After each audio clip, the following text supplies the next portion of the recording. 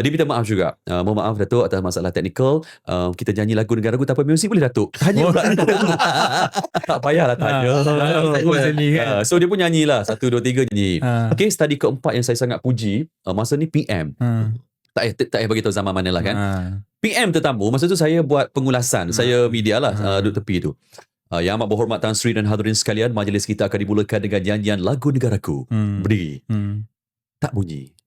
10 saat tak bunyi lagi. Lepas tu MC steady, senyum, tengok PM senyum. Dan dia buat apa? Dia kata, yang amat berhormat Tan Sri dan hadirin sekalian, inilah saatnya untuk kita manifestasikan rasa cintakan negara dengan nyanyian lagu negaraku tanpa iringan muzik. Wah, faham tak? Mantap lah. Dia susun ayat tu berdiri bulu roma. So apa maksud ayat tu? Maksudnya dia kata, Tan Sri, inilah saatnya untuk kita manifestasikan rasa cintakan negara. Maksudnya, apalah sangatnya lagu negaraku tak on kan, kita kan rakyat Malaysia, inilah waktunya.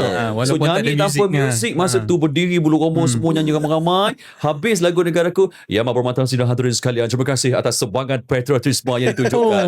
Hadirin dipersilakan mengambil tempat. Semua orang tepuk tangan masa tu. So daripada momen yang cacat tadi jadi momen yang paling dinikmati. Dia minta maaf ke tak? Tak. Sebab tu majlis ni tak semua tempat kita nak betul. maaf, salah teknikal, kita maaf, salah teknikal. Yang tadi tu Syaril sendiri yang MC ke? Bukan. Saya media. Saya tengok situasi tu. Siapa tu? MC tu.